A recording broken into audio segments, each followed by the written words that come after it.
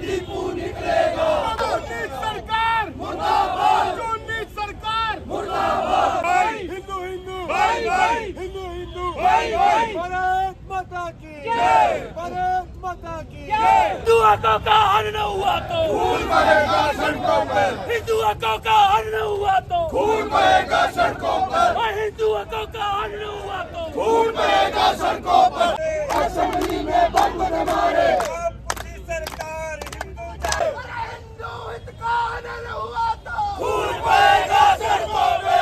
हिंदू हित का हनन हुआ तो खून बहेगा सड़कों पे। सरकार मुर्दाबाद मुर्दाबाद मुर्दाबाद, सरकार मुर्दाबाद। तो भाई साहब कितने डिब्बू मार लोगे? मैं भी हूँ, अगर मैं बोलूंगा तो मेरे को मार दोगे क्या? कसूर इतना कि मैं हिंदू था, मतलब हिंदू समझ के मारा गया ना। कश्मीर में भी हिंदू समझ के मारा था। वहां से मार के वहां पर रेप हुए थे, मार के काट के कश्मीर में फेंक दिया गया था। सेम इंसिडेंट है ये बांग्लादेश में हुआ। चलो वहां पे तो मान लेते, हम यहाँ पे मिनाटी में थे। इंडिया में रहते हुए हमारे साथ ये हो रहा है। ये इकोसिस्टम के खिलाफ भाई साहब लड़ाई है। दीपू का कसूर क्या था? दीपू का कसूर भाई साहब इतना ही था, वो हिंदू था। उसमें एक इल्जाम लगाया गया एक सिंगल बंदे की ओर से। उसमें पुलिस ने कोई कार्रवाई नहीं की, पुलिस ने उसको अरेस्ट कर लिया। मजे की बात, पुलिस ने अरेस्ट किया। अरेस्ट करने के बाद जो है वो जो हुड़दंगी थे उनको दे दिए, सौंप दिया कि ये लो मार दो, जला दो। ये है संविधान वहां का, ये है भाईचारा वहां का। वो तो चारा हो गया दीपू। प्रधानमंत्री भी कहते हैं कि हर एक देश से, हर एक राज्य से अच्छे संबंध बनाने की कोशिश करते हैं, पर किस तरह से देखते हैं ये संबंध तो बिगड़ते नजर आ रहे हैं। भाई साहब बिगड़ते नजर क्या है? अगर ये हिंदू के साथ हो रहा तो फिर प्राइम मिनिस्टर को भी उसके खिलाफ चलना पड़ेगा। ऐसा कुछ नहीं है भाई साहब, ये नहीं होता। अगर हमारे साथ खिलाफ है तो प्राइम मिनिस्टर भी वहां पे खिलाफ है, ऐसा नहीं है। भरोसा है, मोदी है वो। आज विभिन्न हिंदू संगठन के लोग यहाँ इकट्ठे हुए हैं। भाई साहब विश्व हिंदू परिषद और सनातन धर्म संघ कठुआ की ओर से ये कार्यक्रम किया गया था। ये सारे हिंदू भाई इकट्ठे हुए हैं इधर, निर्मम हत्या के विरोध में यहाँ पे इकट्ठे हुए हैं। और हम चाहते हैं कि ऐसी हरकत वापिस नहीं हो। विधायक भी आए हैं, जसरोटिया साहब भी आए हैं, डॉक्टर भारत भूषण, किस तरह से देखते हैं? भाई साहब आए हैं, ऐसे हिंदू आए हैं, सनातनी आदमी है, भारत भूषण है, उसका नाम राजीव जसरोटिया है, दोनों हिंदू है ना। आए हैं वो, उनका विवेक है, वो आए हैं। जो हिंदू घर बैठे हैं, जो नहीं, जहाँ पर नहीं आते हैं, उनको अपना विवेक जगाना पड़ेगा। क्या देखते हैं? बस हम लोगों में से बोल ही सकते हैं भाई साहब गलत हो रहा है। ये आग आज वहां है, कल को यहाँ भी आ सकती है। समझ जाइए, इकट्ठे रहिए, एक रहोगे तो नेक रहोगे। जिस तरह से नारा बटोगे तो कटोगे, तो सही भाई साहब, बटेंगे तो कटेंगे। जातवाद में काट देते हैं, हिंदू को जातवाद में काटते हैं भाई साहब। और ऐसा बीज बोया हुआ है और इस बीज को खत्म नहीं होने देते। हिंदू जिस दिन एकत्रित हो गया, आज घटा है, बड़े लोग इकट्ठे हैं, हमारे बड़े भाई हैं। जिस दिन सारे एक मुट्ठी की तरह बराबर हो गए ना भाई साहब, विश्व गुरु था, है और रहेगा।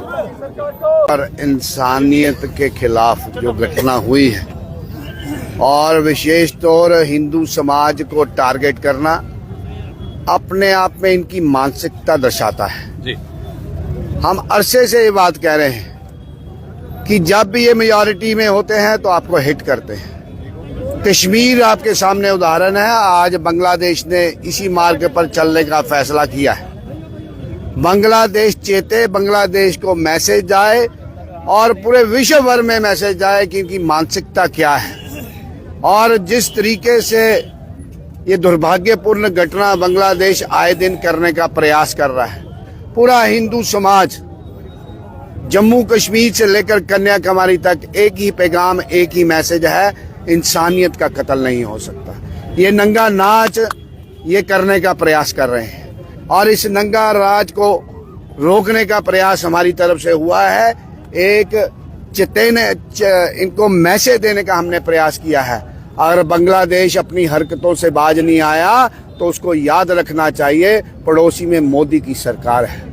जिस भाषा में वो समझना चाहता है उस भाषा का इंतजार नहीं किया जाएगा, उसी भाषा में जवाब दिया जाएगा।